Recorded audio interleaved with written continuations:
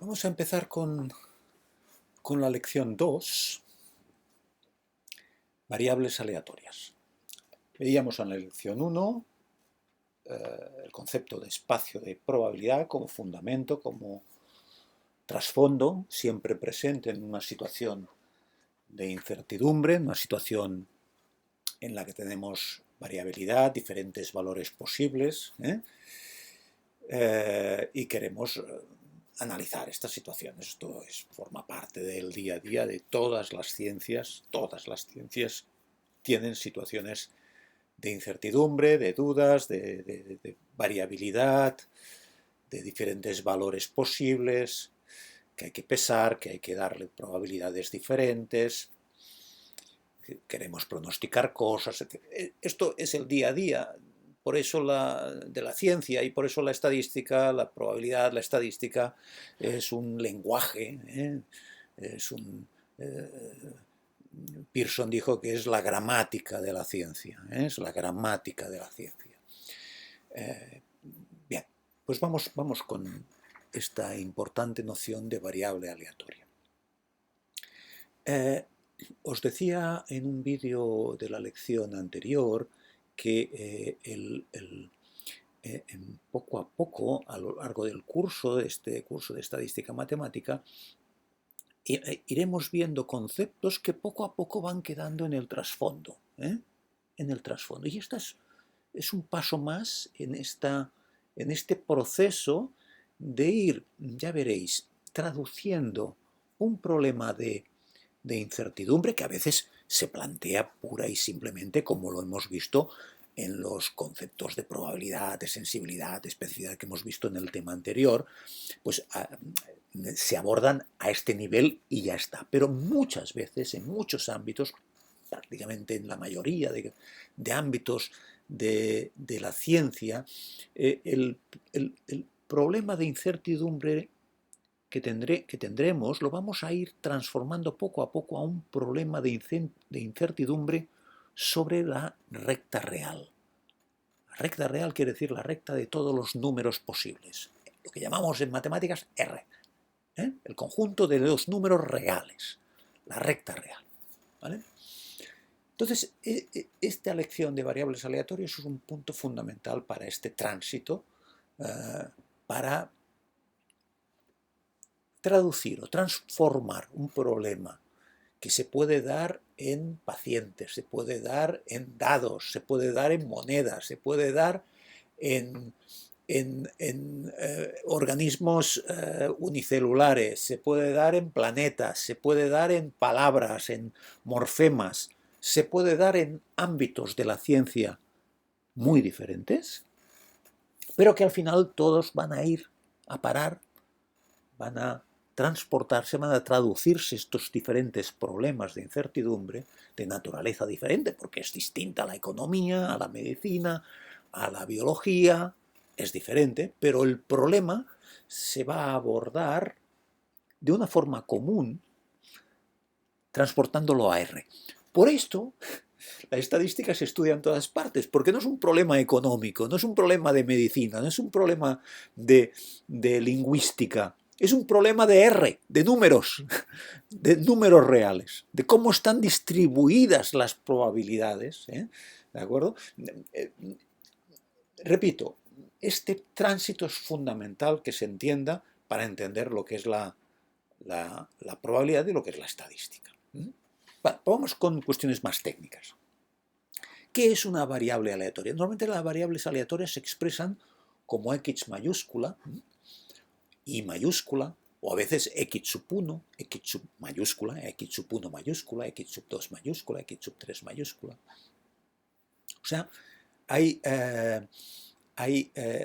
normalmente esta no es la nomenclatura, pero bueno, esto es una cuestión de tradición. Entonces, ¿qué es una variable aleatoria? Es una aplicación, es un tipo de aplicación, de función, que va de omega a R. ¿De acuerdo? Pero dice que es una variable, es un tipo especial de aplicación. No cualquier aplicación es una variable aleatoria. Para que sea variable aleatoria, tiene que cumplir unas condiciones.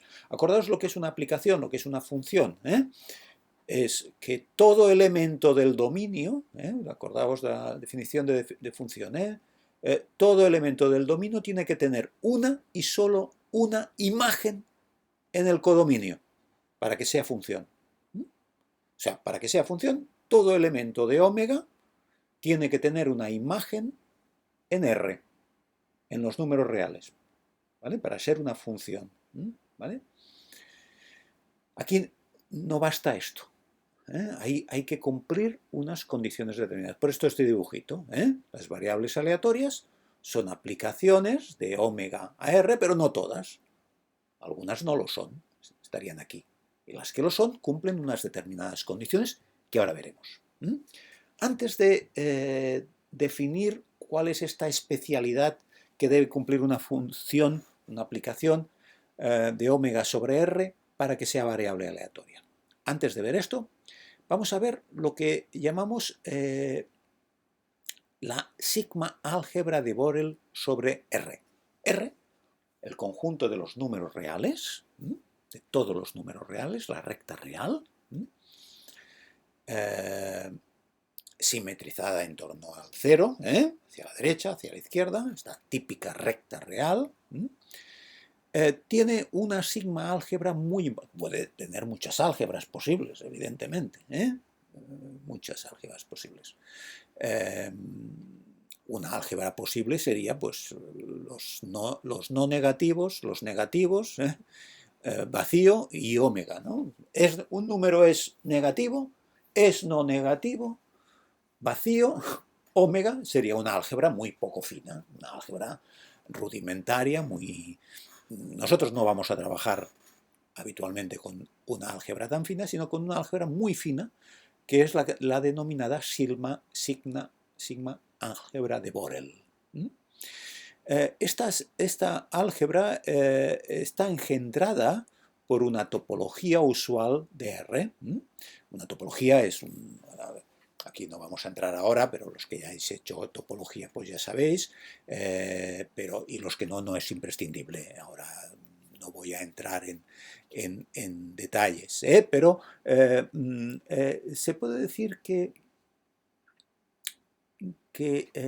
esta álgebra de Borel está engendrada por estos conjuntos. O sea, estos conjuntos que son conjuntos semiabiertos, porque son intervalos que van desde menos infinito hasta A, incluyendo la A, donde A es cualquier número real. Estos intervalos semiabiertos, desde menos infinitos a A, se puede decir que son los generadores. Generadores quiere decir que a partir de estos ya veréis que son subconjuntos de R muy importantes, pero son subconjuntos que ellos son generadores. A partir de ellos puedes generar cualquier elemento de la sigma álgebra.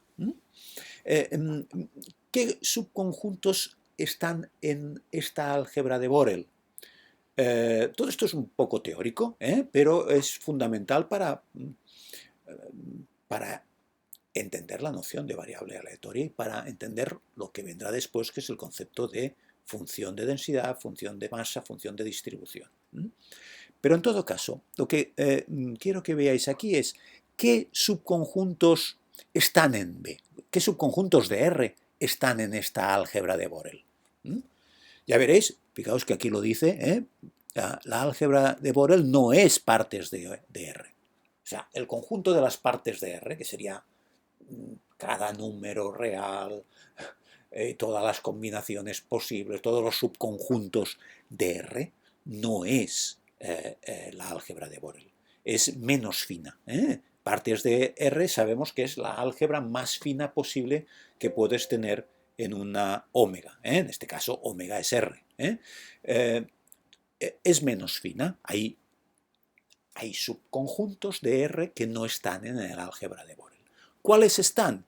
Pues están estos abiertos, estos intervalos abiertos, estos intervalos semiabiertos, todos los elementos A están, todos los elementos A están, los conjuntos cerrados AB están, el semiabierto este de aquí, el abierto este de aquí, el semiabierto este de aquí, el abierto, el intervalo abierto AB también está. A y B es un número, una pareja de números reales cualesquiera.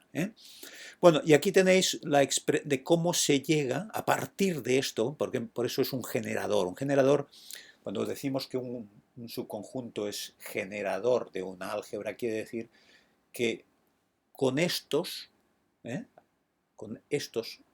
subconjuntos de R, de omega, podemos generar cualquier subconjunto de la álgebra. Es un generador, quiere decir esto, que genera, que a partir de él, a base de combinar elementos de este subconjunto, podemos generar todo elemento de la álgebra, en este caso de la sigma álgebra de Borel. Aquí, este de aquí, este tipo de, pues viene es el complementario de este, y este tiene esta estructura, ¿veis? Este elemento de aquí sería la intersección entre un conjunto como este y un conjunto como este. Evidentemente B tiene que ser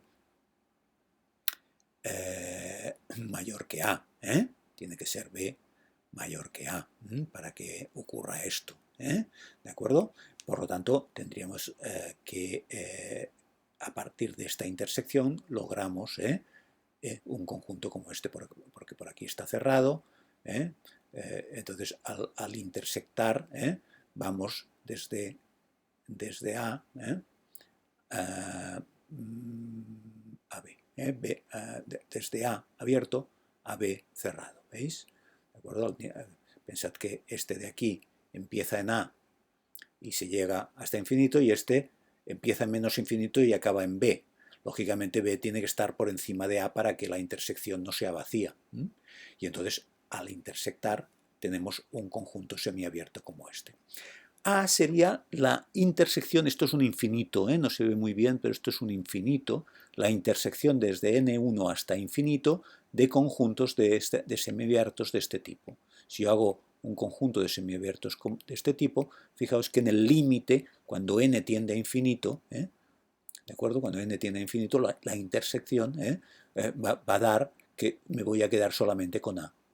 A lo tengo, pero ningún elemento a la izquierda de A va a estar en la intersección. Solamente en la intersección va a estar A. ¿Por qué? Porque es la intersección desde n igual a 1 hasta infinito. O sea, desde A menos 1, desde el valor, bueno, desde A menos 1 no está incluido en este caso, en este subconjunto A menos 1, si n es igual a 1, A menos 1 no está incluido, pero cualquier valor a la derecha, porque es abierto, de A menos 1, estaría dentro de este subconjunto primero, ¿no? Vale, pues después, a n igual a 2, cuando n sea igual a 2 es 1 partido por 2, o sea, A menos un medio, estamos un poco más cerca de A, es un conjunto que está un poco más cerca de A, pero es un intervalo con infinitos valores, Bien, y así sucesivamente. Fijaos que cuando n va creciendo, A menos 1 partido por un valor que tiende a infinito se va haciendo muy próximo a, pero no llega a ser A. Lógicamente, al intersectar todos estos subconjuntos, los infinitos subconjuntos que voy a ir construyendo, acercándome progresivamente a, su intersección es necesariamente únicamente A, porque es el único que estará en todos estos subconjuntos. Por esto A está dentro. Cualquier número real forma parte de la álgebra de Borel. Y evidentemente, como podéis ver, lo he generado a partir de conjuntos que tienen esta estructura, que ya están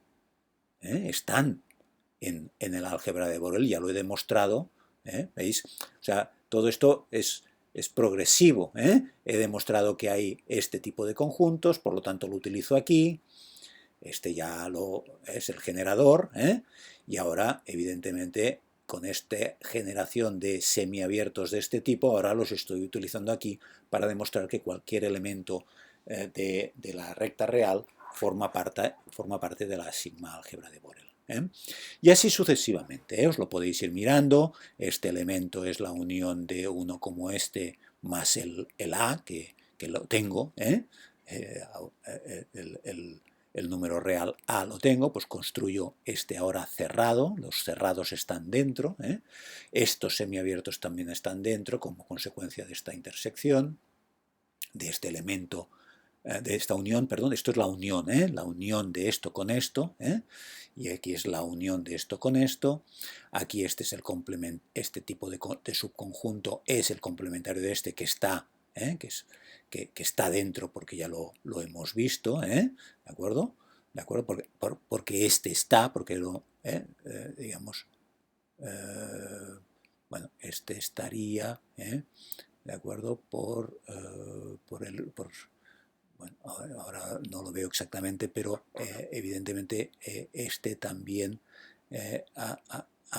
este de aquí está, ¿de acuerdo? Este de aquí está, y por lo tanto ahora creo este, y este de aquí está, porque lo he demostrado que está aquí, ¿veis? Pues ahora su complementario también lo está, porque en una álgebra, si hay un conjunto, su complementario también está, y este es el complementario de este, de este de aquí, que hemos visto que también está en el álgebra de Borel.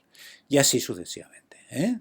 Como podéis ver, son los elementos del álgebra de Borel.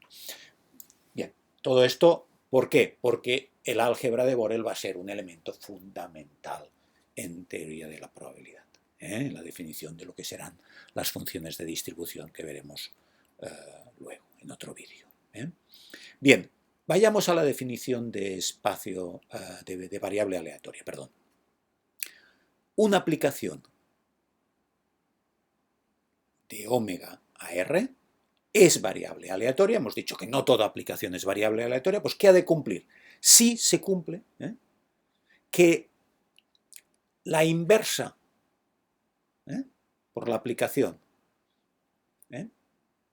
de cualquier conjunto de R perteneciente a la álgebra de Borel, B es un elemento de la álgebra de Borel, tiene que pertenecer a la álgebra.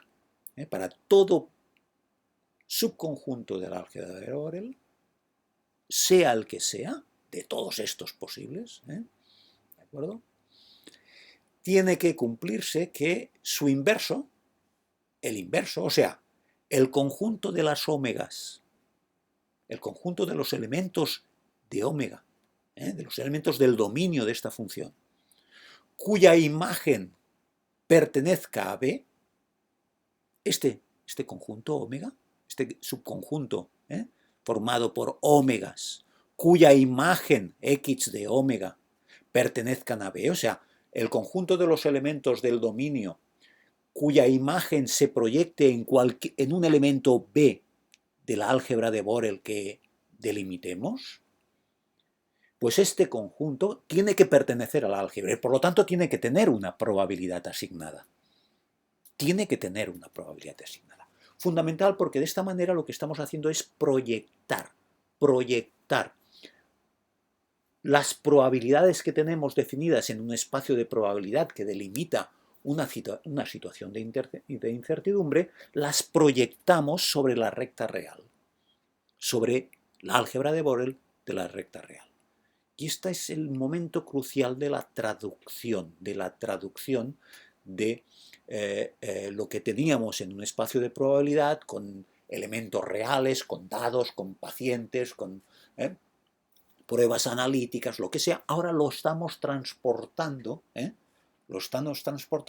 sobre R. Estamos haciendo como una especie de fotocopia.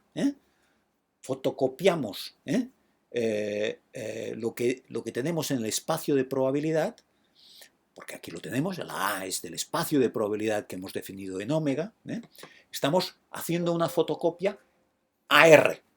Es como coger de cualquier libro, podemos fotocopiar a DIN A4, ¿no? ¿Vale?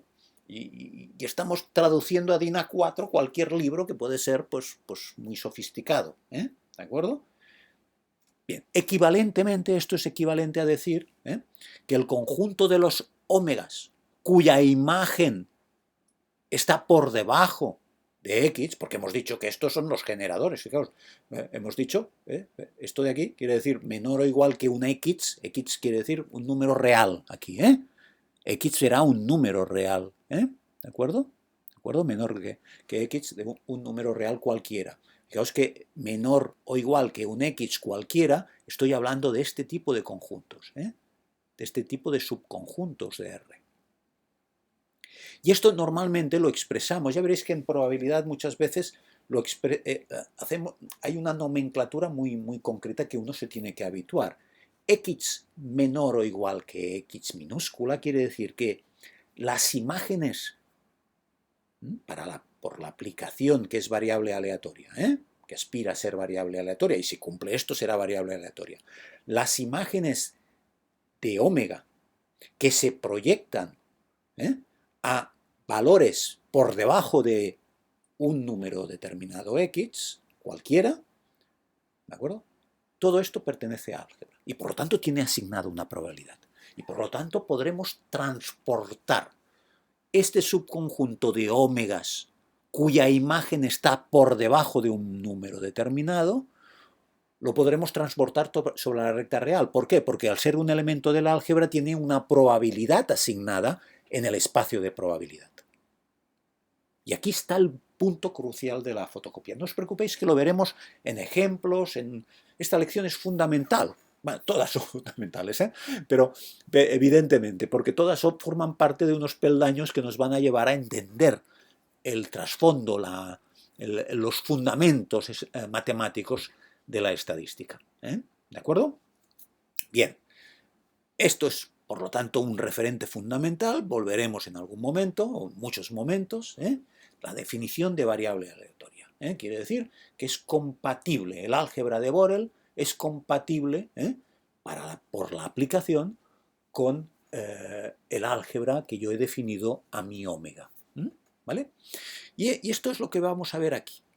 Lo que vamos a ver aquí. Dice, para que una aplicación sea variable aleatoria, debe haber una coherencia entre la finura de la aplicación y la finura del álgebra. Esto es crucial, esto es fundamental. Tiene que haber una compatibilidad entre la finura de la aplicación, que aspira a ser variable aleatoria, y la finura del álgebra. ¿Vale? Muy importante. Si el álgebra es partes de ómega, todas las aplicaciones serán variables aleatorias. Si tenemos que el álgebra solamente es, o sea, he puesto la más fina posible, partes de ómega. Si la álgebra es la menos fina posible, solo las aplicaciones constantes serán variables aleatorias. Poco a poco. Aplicación constante, acordaos que es una aplicación que a todo elemento del dominio se le asigna únicamente un elemento del recorrido o del codominio, o sea, el mismo a todas. Esto es una función constante. Todo elemento de ómega va a parar al mismo R. Solamente esta aplicación va a ser variable aleatoria si el espacio, si el álgebra que tenemos definida en nuestro espacio de muestral es esta álgebra que es la menos fina posible. Vacío y ómega. ¿Vale? En cambio, todas las aplicaciones van a ser variables aleatorias si nuestra álgebra es la más fina posible. Podemos discernir cualquier suceso, cualquier subconjunto de ómega, lo podemos discernir, lo podemos delimitar. Vamos a ver, vamos a ver un poco esto. Muy importante. Fijaos, yo tengo, imaginaos, ahora lo veremos, lo veremos en realidad con dos ejemplos, esto que estoy comentando, de esta afirmación tan importante de compatibilidad entre finura de la aplicación y finura del álgebra para que sea variable aleatoria.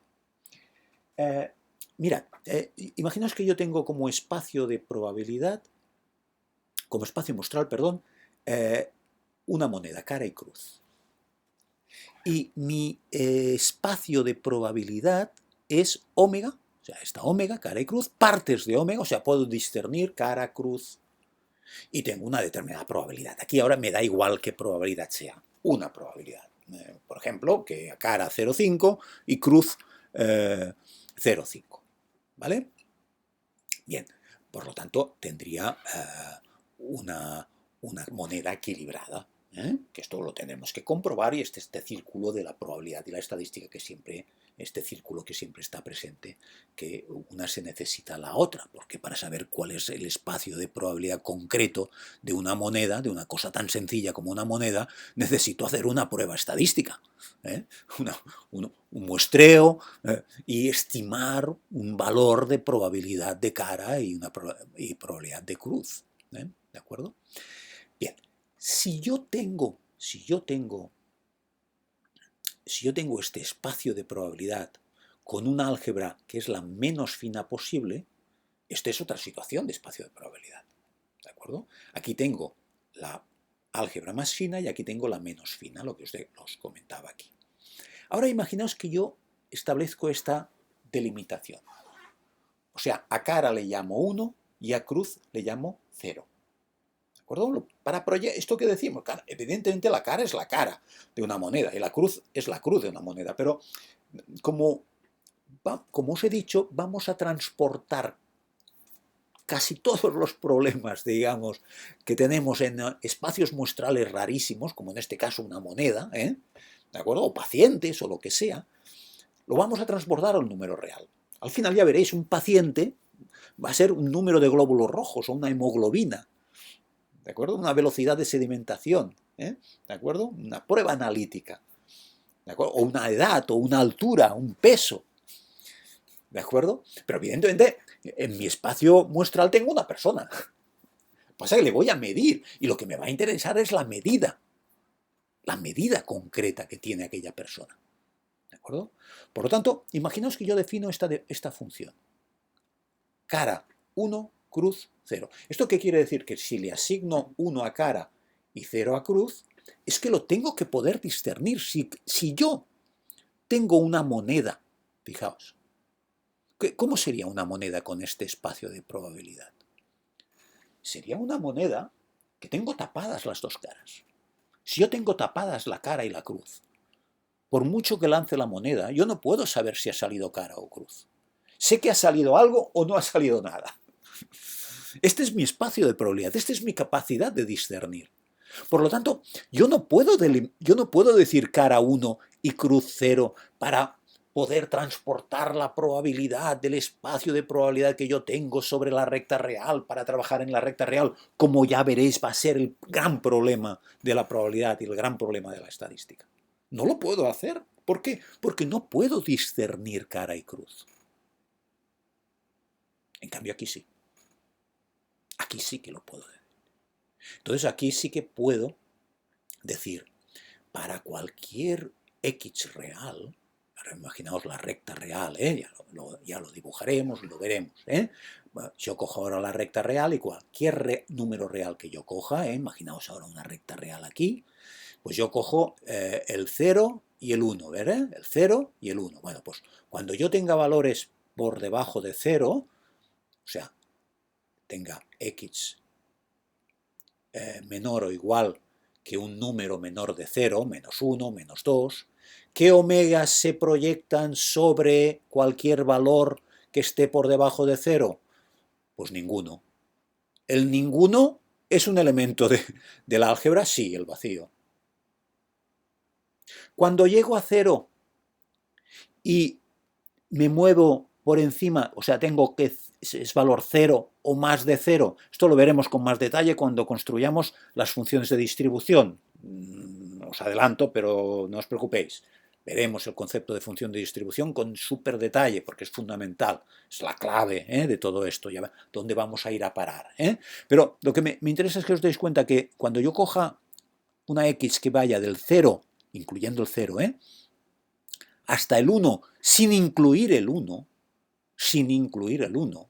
cualquier valor que esté entre 0 incluyendo el 0, y el 1 no incluyendo al 1, cuando yo tenga una X como esta, ¿qué elementos de omega se van a proyectar sobre estos valores que están entre 0 y 1, no incluyendo el 1, repito? Pues la cruz, el 0. Porque va a parar 0, el cruz. Y la cruz la puedo delimitar aquí, sí, porque partes de omega. Tengo cruz, tengo el subconjunto cruz, tengo el subconjunto cara y tengo el subconjunto omega y el vacío, evidentemente. También, ¿vale? Pero aquí no lo podría hacer porque no tengo la posibilidad de discernir. Aquí sí. Por tanto, esta aplicación sí que va a ser variable aleatoria cuando sea partes de omega. Porque entonces, ¿qué subconjunto se va a proyectar? ¿Cuál es el elemento del álgebra que se va a proyectar por debajo de un valor que esté comprendido entre el 0, incluyendo el 0, y el 1, no incluyendo el 1? Pues cruz. El subconjunto cruz, que es un elemento del álgebra y que tiene asignada una probabilidad. Por lo tanto, se cumple esta condición, o esta, que es una forma que viene a decir lo mismo. La inversa de un conjunto B quiere decir cuáles son los elementos de omega cuya imagen está por debajo o igual que X. ¿De acuerdo? ¿De acuerdo? Bien. Cogiendo omegas, como os decía, estos subconjuntos de Borel, cogiendo X, perdón, y delimitando que sea menor o igual que X, estoy cogiendo estos elementos que son generadores de cualquier subconjunto del álgebra de Borel. Bueno, en todo caso, lo que quiero que os deis cuenta es de que esta aplicación solo será variable aleatoria si esta es el espacio de Mostral. Pero si yo tengo este espacio muestral, esto es una aplicación, pero no es una variable aleatoria. Es aplicación, no hay duda. Es una función, está bien delimitada, está bien definida. Todo elemento del dominio tiene una imagen y solo una, pero no es variable aleatoria.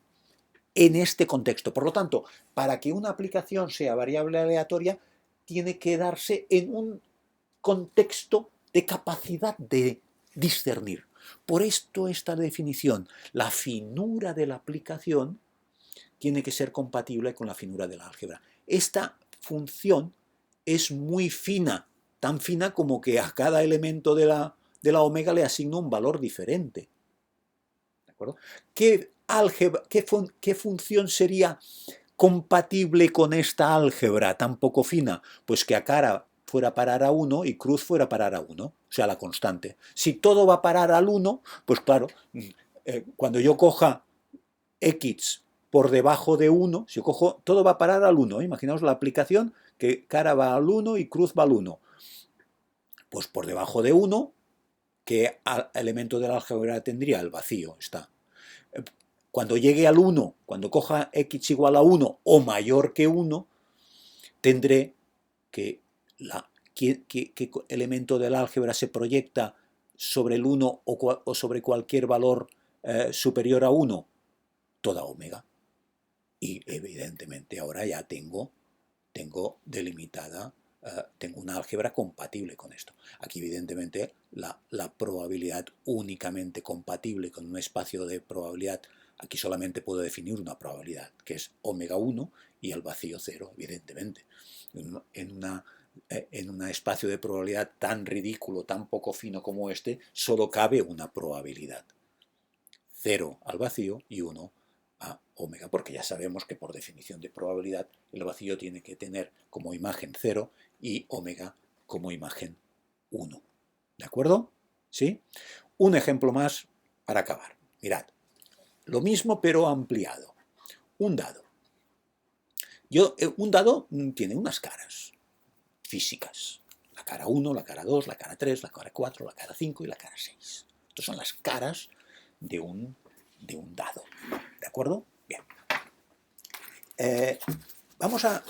Y por tanto tengo un espacio muestral que está formado por, las 6 caras. ¿De acuerdo? Esto muy claro. ¿De acuerdo? Bien. Ahora voy a proponer diferentes funciones. Diferentes funciones. Aquí, aplicaciones, para ver, para verlas. Esto es una función perfectamente delimitada, es la función constante. Imaginaos que las 6 caras pongo un 1. ¿De acuerdo? He puesto un 1. No hay el 1, el 2, el 3, el 4, el 5 y el 6, sino que en las 6 caras he puesto un 1. ¿De acuerdo? Vale. Aquí, fijaos que a la cara 1, a una cara le pongo un 1. A la segunda, a una otra cara le pongo otro 1. A la tercera cara le pongo un 2. A la cuarta cara le pongo un 2. Y a la sexta cara le pongo un 3. ¿Vale? Aquí otra función. A la cara 1 le pongo un 1. A la cara 3 le pongo un 1 también. Y a la cara 5 le pongo un 1 también. Pensad que el dado se haya fabricado y que haya un puntito, 2 puntitos, 3 puntitos, lo típico de un dado. Pero yo ahora los he tapado y a todos he puesto un 1, porque lo envío a los números reales. Cuando veo un puntito ya sé que cuando jugamos al parchís, ¿no?, salen 2 puntitos, decimos, me ha salido el 2. Cuando salen 5 puntitos, estoy haciendo una proyección de puntitos, de ómega, estoy haciendo una proyección al conjunto de los números reales. Bueno, pues aquí he sustituido todas las 6 caras donde había un puntito, 2 puntitos, 3 puntitos por un 1. Aquí a los valores más bajos les he puesto un 1, a los intermedios un 2, y aquí a los impares les he puesto un 1, a los pares les he puesto un 2. Y aquí al puntito le he puesto un 1, he sustituido la cara con un puntito, he puesto un papelito encima que pone un 1, el número real 1, y aquí el número real 2, etcétera. ¿De acuerdo? Estas 4 funciones son funciones. O sea, estas 4 funciones son funciones. Estas 4 estructuras que yo he definido son funciones. Todo elemento del dominio tiene una única imagen. Si yo pusiera cara 1, no, perdón, aquí, cara 1 y va a parar al 1 y cara 1 va a parar al 2, esto no sería función. Ya no cumpliría la condición de función, por lo tanto, evidentemente no sería variable aleatoria, porque para que sea variable aleatoria, lo primero que tiene que cumplir es ser función. ¿Vale? Por lo tanto, son funciones. Pero ¿cuáles son variables aleatorias? ¿Cuáles son variables aleatorias? Pues dependiendo del espacio de probabilidad que yo tenga. Dependiendo del espacio de probabilidad que yo tenga. Fijaos que aquí necesito, ¿qué espacio de probabilidad tengo que tener para que sea variable aleatoria? Pues el que os comentaba, el menos fino posible, este de aquí. Si yo he tapado todos los dados, todas las caras del dado, yo no puedo distinguir si ha salido un puntito, si ha salido 2 puntitos, 3, 4, etc. ¿De acuerdo? Si yo tengo aquí esta situación de aquí, que es un poco más fina, que puedo discernir cuando haya un número par o un número impar de puntitos, y yo he puesto 1 y 2, esta función será variable aleatoria siempre y cuando el espacio de probabilidad,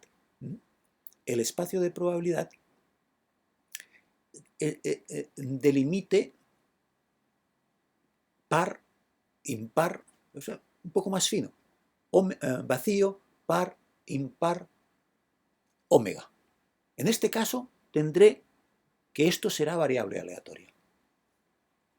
Pero en un espacio con solamente vacío, con una álgebra que sea vacío y ómega, esto no será variable aleatoria.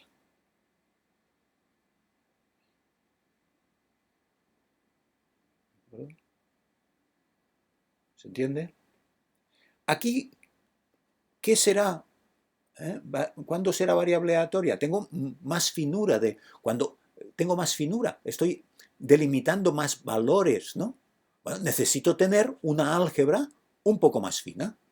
Una álgebra que discierna números bajos, el 1 y el 2, un puntito y 2, 3 puntitos y 4, que de alguna manera asigne una probabilidad al suceso salga el 1 o el 2, porque yo no lo voy a distinguir si es el 1 o el 2, lo que sabré es que ha salido o el 1 o el 2. Aquí sabré si ha salido el 3 o el 4, aquí si ha salido el 5 o el 6. Evidentemente, podré saber si ha salido el complementario de 5 y 6, porque si no ha salido 3, pues sabré que ha salido el complementario de 3. Lo que veíamos en el concepto de álgebra, que está ligado a nuestra capacidad de ver, a nuestra capacidad de discernir, de decir lo que ha sucedido y lo que no ha sucedido. ¿De acuerdo? ¿Vale?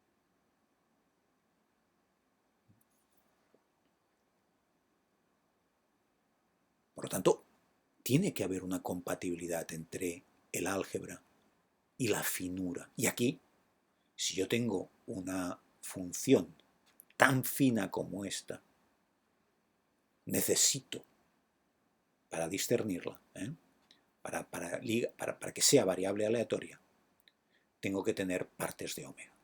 Tengo que tener una álgebra súper fina. Tengo que tener una álgebra extraordinariamente fina. ¿De acuerdo? Por lo tanto, siempre tiene que haber, cuando yo delimito una función, tengo que tener una álgebra compatible. Aquí tengo que tener partes de omega. Tengo que tener una finura total. Tengo que tener la probabilidad de 1, la probabilidad de 2, la probabilidad de 3, porque puedo discernir y podré delimitar, por lo tanto, cuál es la probabilidad de que me salga un puntito, que me salgan 2 puntitos, 3, etc. ¿Sí? ¿Se entiende? Muy importante esta definición. Este concepto es esencial, porque al delimitar de esta manera estas funciones que llamaremos variables aleatorias, porque cumplen esta condición de que la finura de la aplicación es compatible con la finura del álgebra, que viene a decir con la finura de mi capacidad de discernir. De esta manera es como voy a poder transportar, hacer esta fotocopia de un problema de espacio de probabilidad a números reales. Y con números reales voy a trabajar con funciones definidas en los números reales. O sea, esto es un punto fundamental a entender para ver todo lo que va a venir. ¿De acuerdo? Bien, lo dejamos aquí y continuamos en el próximo vídeo. ¿De acuerdo? Gracias.